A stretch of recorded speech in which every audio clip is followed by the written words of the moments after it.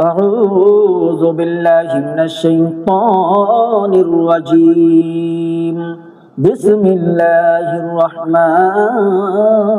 الرحيم. ومن يقنط منكن لله ورسوله وتعمل صالحا نؤتها أجرها مرتين وأعتدنا لها رزقا كريما.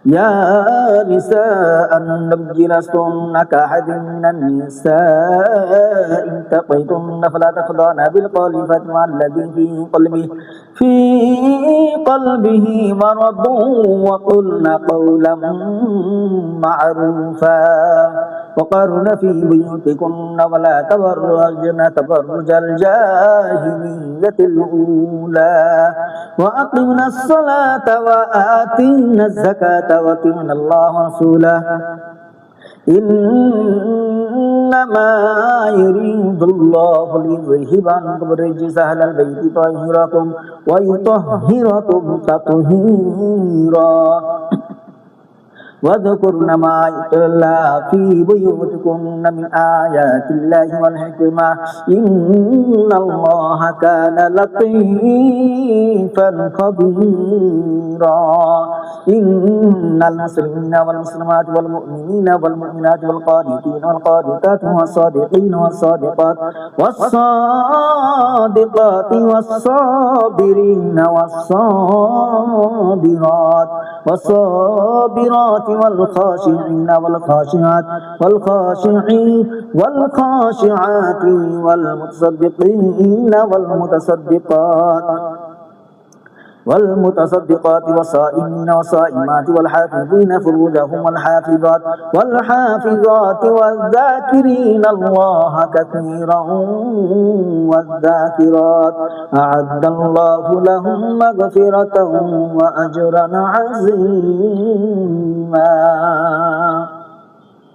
وما كان المؤمن ولا مؤمنة إذا قضى الله ورسوله أمرا أن يكون لهم الخيرة من أمرهم ومن يعص الله ورسوله فقد ضل ضلالا مبينا. وإذ تقول للذي أنعم الله عليه وأنعمت عليه أمسك عليك وزوجك واتق الله وتخفي في نفسك والله مبديه وتخشى الناس والله أحق أن تخشاه. فلما قضى زيد منها وطرا زوجناكها لكي لا يكون على المؤمنين حرج في أزواج أدعيائهم إذا قضوا منهن وطرا وكان أمر الله مفعولا. ما كان على النبي من حرج فيما فرض الله له سنة الله الذين خلوا من قبل وكان أمر الله قدرا.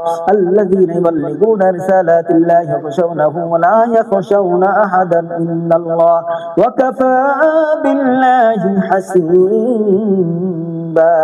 ما كان محمد نبا أحد من رجالكم ولكن رسول الله وخاتم النبيين وكان الله بكل شيء عليما.